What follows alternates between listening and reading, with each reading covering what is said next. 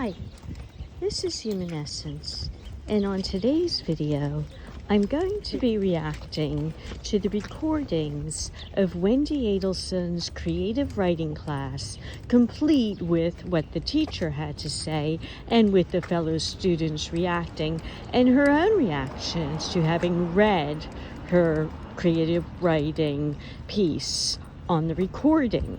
I listened to this in full on True Crime Lifestyles, and I suggest that you listen to it on her channel as well to get the gist of what I'm speaking about. So we see that the prompt that the creative writing teacher gave was, how do you really feel? So if you wanted to have the most cloying question of all that invited self-absorption and self-pity, that would be the question. And Wendy Adelson delivered the answer to that question. She wrote about the murder of Dan Markell. And not only that, she wrote about it to say her own reactions to it, and then declared that it was empowering to have her own voice about it. So what did she have to say that empowered her so much?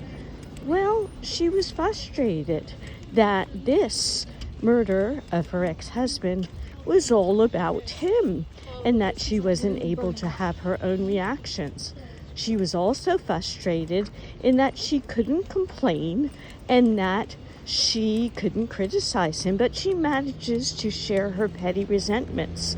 Such things as this person who's now been dead for a year hadn't paid enough attention to her fiction book. This person who had been dead for a year had not thought that she was as nice in person as she seems to be on the outside. So this bothered her. And also she claimed that she missed her life in that she had very high status. She had been a professor, she stated, and that she had led people in immigration law. Well, Dan Markell had been a full professor who had graduated from Harvard. So she was a clinical professor leading this immigration clinic at the law school.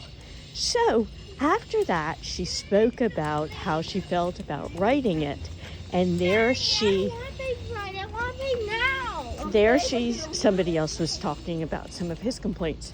But there she stated that she'd been so nervous, and then she decided, well, she would just do this, and it was so scary for her, but she thought this was empowering, and it gave her back her own voice. So she describes her struggle to say these things about her ex-husband and her own reactions as if she's done something really virtuous in that she's overcome this struggle. So that invites the people in her class to think that they have to comfort her, not to say, oh, you're saying pretty mean things about your ex-husband who's been shot, but oh no, you did it, you said it, and how she wrote about it. So I thought that was the real thing. She was able to express her hostility to her ex-husband, her insensitivity to